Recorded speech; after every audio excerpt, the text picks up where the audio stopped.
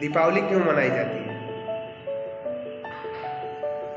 सनातन धर्म का ये मान्यता है, हमारे भारतीय संस्कृति और सनातन धर्म का यह पुनीत पर्व है।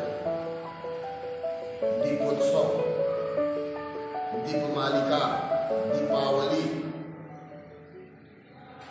यह दीपोत्सव, दिवाली, दीपमालिका 5 दिन का यह पर्व होता है। यह पर्व धनत्रयोदशी से प्रारंभ होकर के और भैया दूज तक यह व्रत 5 दिनात्मक यह पर्व मनाया जाता है। धनत्रयोदशी के दिन हम सनातन धर्म के अनुसार, धर्मशास्त्र के अनुसार धनत्रयोदशी के दिन हम किसी अमूल्य रत्न का क्रय करते हैं, खरीदते हैं, जो हमारे जीवन में किसी भी स्थिति में लाभ करे। अब अमूल्य निधि में हमारे यहाँ झाड़ू भी आता है। झाड़ू लक्ष्मी का प्रतीक माना गया है। पात्र आते हैं, वो भोजन पात्र हो, कोई भी पात्र हो, वह पात्र भी हमारे जीवन के एक अंग है। इसलिए धनतेरस के दिन, धनतेरस के दिन हम झाड़ू खरीदते हैं, पात्र खरीदते हैं। अपने सामर्थ्य के अनुसार यदि किसी के पास धन है तो सुवर्ण, रजत, ताम्र, पीतल, तामा आदि जो भी धातु है, धातु का पात्र खरीदता है, रजत का सिक्का खरीदता है, सुवर्ण का आभूषण खरीदता है। इस तरह से क्रय करने का विधान है, लेकिन यह विधान नहीं है कि त्रयोदशी के दिन आप कर्ज लेकर के और क्रय करें।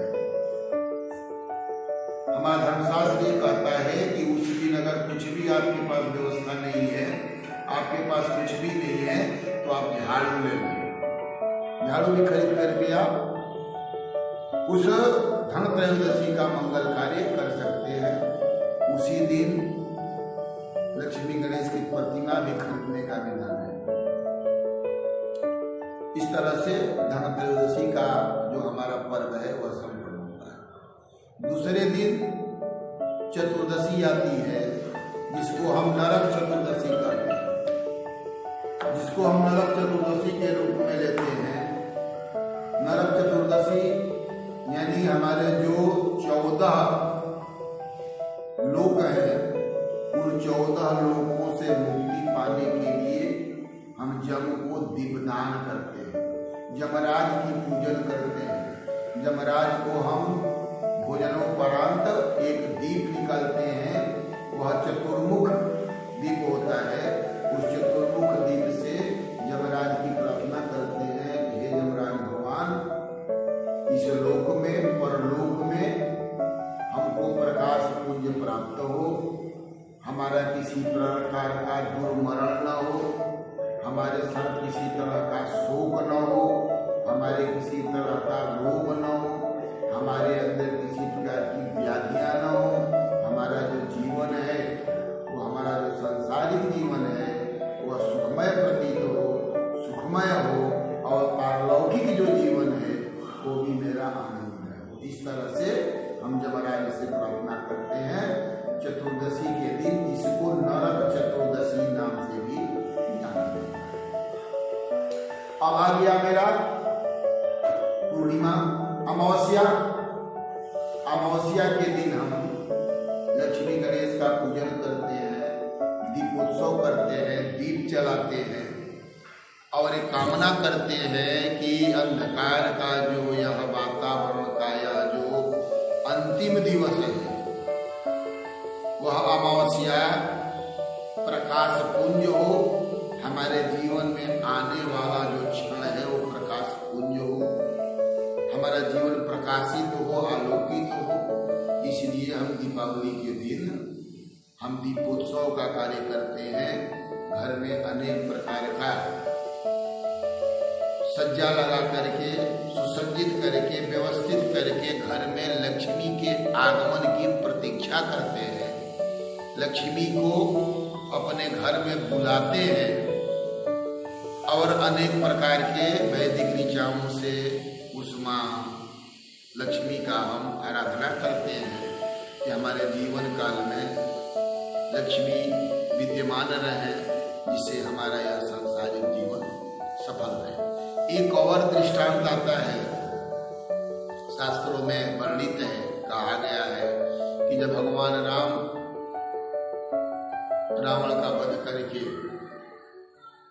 सकुशल अपने सपत्नीक अपने भाई के साथ जब अयोध्या में आगमन करते हैं, तो भगवान राम की आगमन की सूचना जब अयोध्यावासी को प्राप्त होती है, तो वह दीपोत्सव के रूप में, भगवान राम के आगमन के रूप में, जगत जननी जगदम्बा परम्बा जानकी के आगमन के रूप में वह दीपोत्सव का कार्य भी संपन्न होता है। एक तरह से यह दीपोत्सव जो महापर्व है, वह अंधकार को तिरस्कृत करके प्रकाश पुंज की स्थापना करने का ये विधान है, असत्य को समाप्त करके सत्य को स्थापित करने का विधान है। इसलिए कहा गया है, दीपो ज्योति परम ब्रह्म, दीप ज्योति जनार्दन, दीपम हरतु मे पापम, दीप ज्योति नमोस्तुते। दीप ब्रह्मा है, दीप विष्णु है, दीप महेश्वर है, दीप हमारे पाप का हरण करता है। इसलिए उस अखंड दीप को, जो शाश्वत प्रकाश को देने वाला प्रकाश पुंज दीप है, उस दीप को हम नमस्कार करते हैं। इस तरह से दीपोत्सव का कार्य हम संपन्न करते हैं। अब मेरा शुक्ल पक्ष की प्रतिपदा आ गई। शुक्ल पक्ष के प्रतिपदा के दिन से हमारा सारे मांगलिक कार्य, वैवाहिक कार्य, यज्ञोपवीत आदि कार्य, मुंडन आदि, गृहारंभ, गृह प्रवेश आदि जो भी शुभ कार्य हैं, प्रतिपदा के दिन के बाद हमारा प्रारंभ हो जाता है। उसी दिन हम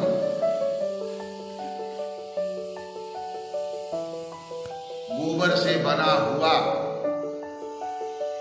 गोरस, जिसको गोरस कहते हैं, गाय का गोबर से बना हुआ हम उत्सव मनाते हैं, गोवर्धन पूजा।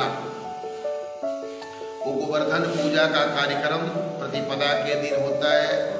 महिलाएं गोबर से गोवर्धन भगवान की पूजा करती हैं और उसका विशेष अर्थ ये माना गया है कि जब भगवान कृष्ण ने आतताइयों से, आसुरी प्रवृत्तियों से निजात पाने के लिए जब इंद्र का पूजन नहीं किया था, तो इंद्र कुपित होकर के संपूर्ण ब्रजवासियों को विनष्ट करने का संकल्प इंद्र ले लेते हैं। उस स्थिति में गोवर्धन में भगवान कृष्ण संपूर्ण ब्रजवासियों को लेकर के गोवर्धन के नीचे आच्छादित होकर के सबकी रक्षा करते हैं। इसलिए उस दिन गोवर्धन भगवान संपूर्ण ब्रजवासियों का रक्षा करते हैं और अन्न जल की अभाव नहीं होता है। इसलिए उस दिन हम अन्नकूट के रूप में गोवर्धन पूजा करते हैं। उस गोवर्धन पूजा में हमें गोवर्धन भगवान से प्रार्थना करते हैं कि हमको किसी प्रकार का अन्न का अभाव न हो, हमारे जीवन काल में अन्न क्षेत्र का कभी कमी न हो, क्योंकि अन्न ही हमारा सब कुछ है। अन्नम वही प्राणा, इस प्राण की रक्षा करने के लिए अन्न आवश्यक है। इसलिए गोवर्धन भगवान की पूजा करके हम अन्न को ग्रहण करते हैं। उस दिन अन्न पान करते हैं। जब तक गोवर्धन पूजा नहीं हो जाता है, अन्नकूट नहीं हो जाता है, तब तक हम अन्न को ग्रहण नहीं करते हैं। इसलिए गोवर्धन पूजा प्रतिपदा के दिन मनाई जाती है। अब हमारा आ गया द्वितीया, शुक्ल पक्ष की द्वितीया, कार्तिक शुक्ल पक्ष की द्वितीया आ गई। द्वितीया के दिन भाई बहन का जो संबंध है, इसको भैया दूज भी कहते हैं। उस दिन भाई बहन के यहाँ जाता है और जा करके यह प्रतिज्ञा लेता है या कहता है कि अगर किसी भी प्रकार की तुम्हारे ऊपर आपत्ति है, विपत्ति है, संकट है, दुख है, कष्ट है, उस कष्ट को शमन करने के लिए, समाप्त करने के लिए मैं तुम्हारे पास आऊंगा। इस तरह से प्रतिज्ञा लेता है। बहन उसको भोजन कराती है, अनेक प्रकार के बहुविध भोजन का निर्माण करके उस भाई को भोजन कराती है और भगवान से कामना करती है, भगवान से निवेदन करती है, प्रार्थना करती है, अभ्यर्थना करती है, निवेदन करती है कि हमारा भाई बलिष्ठ रहे, हमारा भाई बलवान हो, हमारे भाई के अंदर ऊर्जा हो, जिससे हमारा भाई हमारी रक्षा करे, हमारा कल्याण करे। इस तरह भाई बहन का दोनों का संयुक्त पर्व भैया दूज के रूप में कार्तिक शुक्ल पक्ष के द्वितीया को यह पर्व मनाया जाता है। यह दीपोत्सव का कार्यक्रम 5 दिनात्मक यह पर्व है। ये 5 दिनों तक मनाया जाने वाला यह पर्व सनातन धर्म का प्रमुख पर्व माना गया है। सनातन धर्मावलंबी इस व्रत को बहुत ही हर्षोल्लास से, वो किसी वर्ण के हो, ब्राह्मण वर्ण हो, क्षत्रिय वर्ण हो, शूद्र वैश्य हो, किसी भी वर्ण की, वह किसी भी जाति का हो, वह इस पर्व को बहुत ही अच्छे ढंग से, सुसंगठित रूप से, व्यवस्थित रूप से इस महोत्सव को, दीपोत्सव, 5 दिनात्मक दीपोत्सव महापर्व को संपन्न करने में अपना योगदान देते हैं। अपने सहिष्णुता के साथ, समरसता के साथ, एकत्व भावना को लेकर के मानवता को जागृत करने वाला यह पर्व है। सबको एक में मिलाने वाला यह पर्व है। इसीलिए इस पर्व को सनातन धर्म अपने अपने नियम के अनुसार, अपने अपने परंपरा के अनुसार, अपने अपने क्षमता के अनुसार, अपने अपने योग्यता के अनुसार, अपने कार्य कर्तव्य के अनुसार इस पर्व को, दीपोत्सव 5 दिनात्मक पर्व को मनाते हैं। इस तरह से यह सनातन धर्म में, हमारे धार्मिक ग्रंथों में, हमारे धर्मशास्त्र में इस प्रकार वर्णन किया गया है। ओम शांति शांति शांति।